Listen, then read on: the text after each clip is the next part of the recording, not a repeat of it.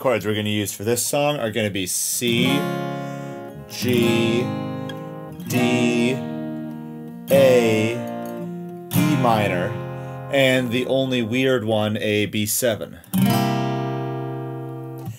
If you're still struggling with most of these chords, then you're going to want to start with my free beginner course right here, but for everyone else, grab an E minor and let's try out the strumming pattern.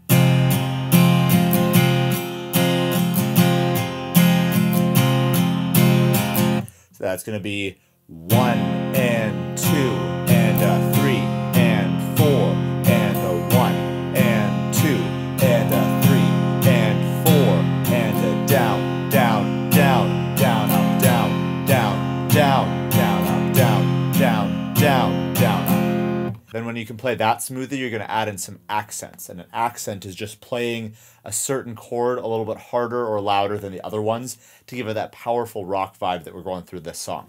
So that sounds like this. 1,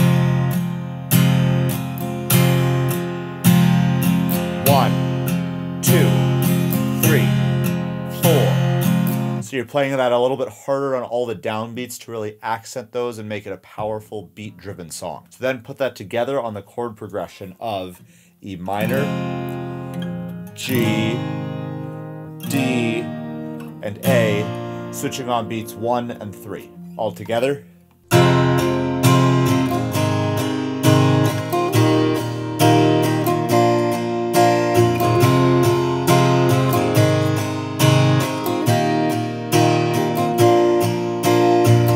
And the key is you don't have to play those accents too hard, just a little bit harder than the standard beats to give it a little bit of a feel. But if you go too hard, you can get some really ugly, harsh sounding chords and some fret buzz that we don't really want. The big key here is don't overdo it. A little bit will go a long way. Then we're going to switch between a C, G, D, and E minor on a straight downbeat rhythm, still with the accents for a nice powerful chorus.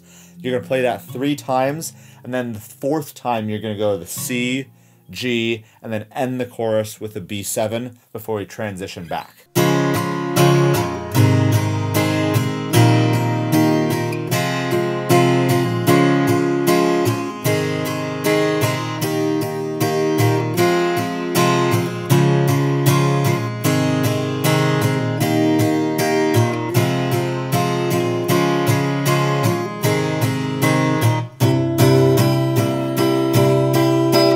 And then from there, you transition right back into the verse.